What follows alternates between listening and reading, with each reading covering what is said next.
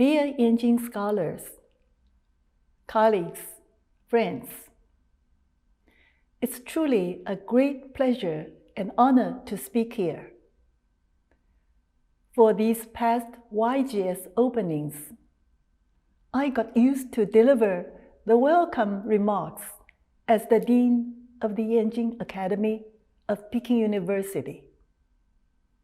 But this year is different. I have to say that I accept the warm invitation even without a second thought to do this keynote speech. The reason was quite simple. I was so inspired by the theme, shared renewal, recoupling East with West. This call is from you, the Yenching scholars, a group of the thoughtful young people, and a call from my own heart. In today's world, we have been witnessing a resurgence of different versions of us versus them rhetorics when it comes to relations between countries, group identities. It should be noted that all versions of this kind are predicated on one particular cognitive pitfall, which is the essentialization of self and the other. When essentializing the self into a pure, unique, and uncontaminated entity, the other is rendered a threat towards this self. As manifested in Kipling's poem, East is East and West is West, and never the twain shall meet. However, the truth is that they do not only meet, but whose very reflected selves in the encounter are enmeshed within their interlocutory history. To remind us of this simple but often neglected fact, I want to refresh our memory by looking at one particular Chinese word, culture or 文化.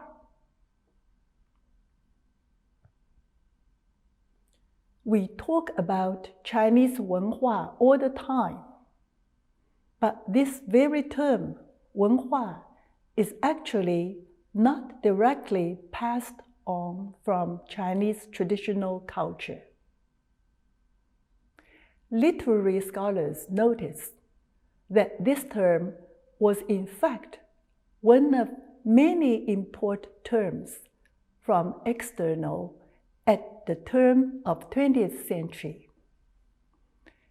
This influx of new words into literary and vernacular Chinese followed a typical pattern.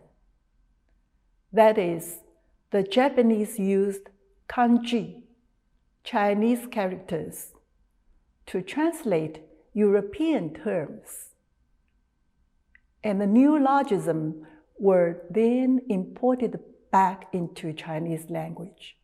Though the same Chinese characters have long existed over 1,000 years, our modern use of this term has radically changed due to this importing process.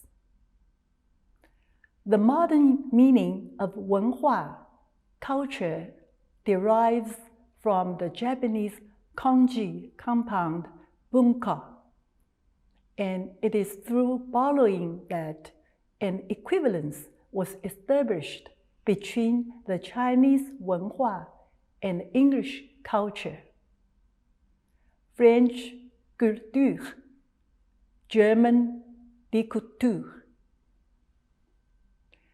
In classic Chinese, 文化 denoted the state of refinement or artistic cultivation as opposed to wu, or military prowess, carrying none of the ethnographic connotations of culture commonly associated with the two-character compound in today's usage.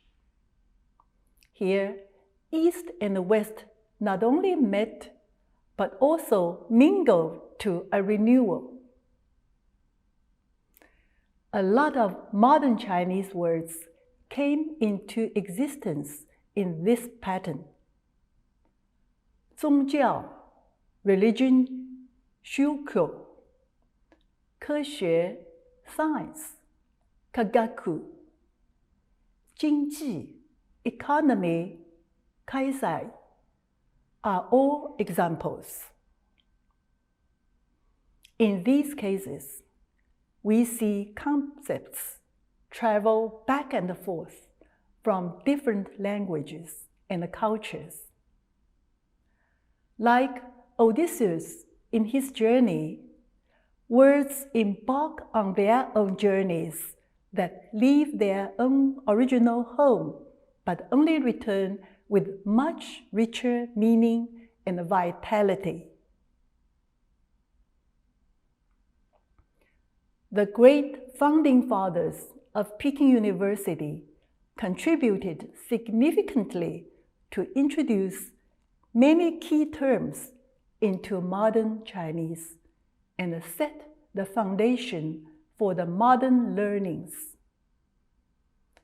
One of the pioneers was Cai Yuanpei. In 1903, Mr. Cai translated The Essence of Philosophy, originally a German classic, but was introduced to Japan during the Meiji Restoration. In 1918, Hu Shi published his textbook on the history of Chinese philosophy, enriched the learning by combining the German origin, the Japanese interpretation, and the thoughts of the Chinese ancient thinkers. Dear friends, we are now on the new journey. Not only do we inherit past recoupling between East and West, we can also actively facilitate new recoupling that belong to our own times. As mentioned above, recoupling can happen at a very simple but fundamental level, which is language. By actively creating new journeys for words and expressions to travel back and forth among different cultures, even the exact same words can begin to take on broader implications.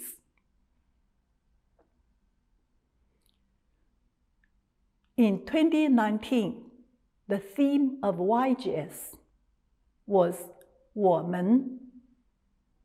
As Chinese pinyin, it signifies the Chinese word us, while as English, it means women.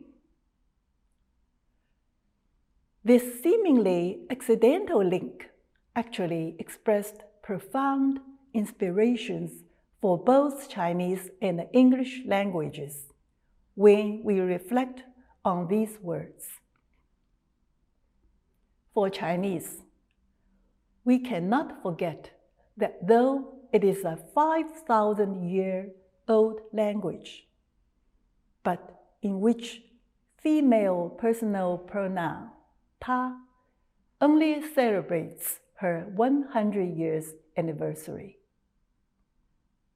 This profound connection keeps reminding us that gender can never be a neglected dimension in our self-representation.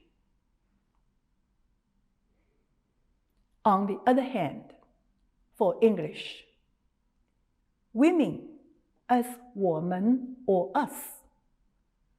The reversal linkage is a reminder that every battle for any specific group is also a battle for all humanity.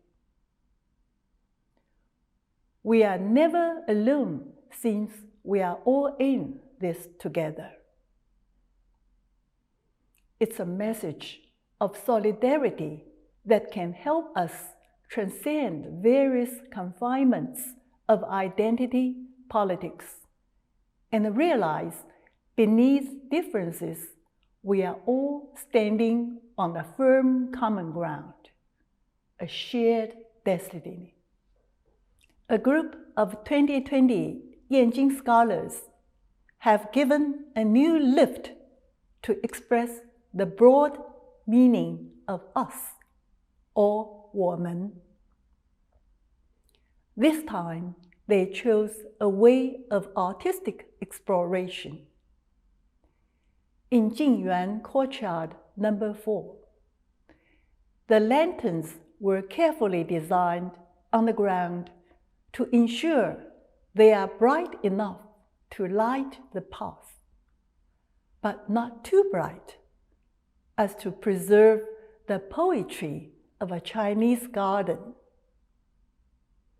The color gel is red, spotted artistically on the window glass.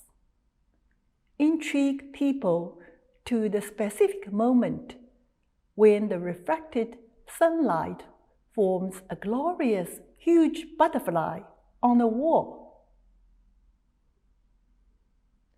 Once again, the cultural capabilities of Yenching scholars got a full display, especially at the current moment when the pandemic brings a huge shadow on the humanity. Once again, the classic Chinese 文化 carries new meanings in the new era. And once again, we understand much more about the importance of empathy. One line from Book of Odes speaks this truth. 周岁旧邦，其命维新. Although Zhou was an ancient state, it had a reform mission. When one of the pioneers who contributed to the recoupling East and West, Kang Youwei, reinterpreted the ancient Chinese concept of 大同, the Great Unity. In 1901, it was after he traveled the world and thought about different modes of development across the globe. Therefore, this same term, 大同, then took a higher dimension than the original ancient usage. Historian Arif Derlich put it best.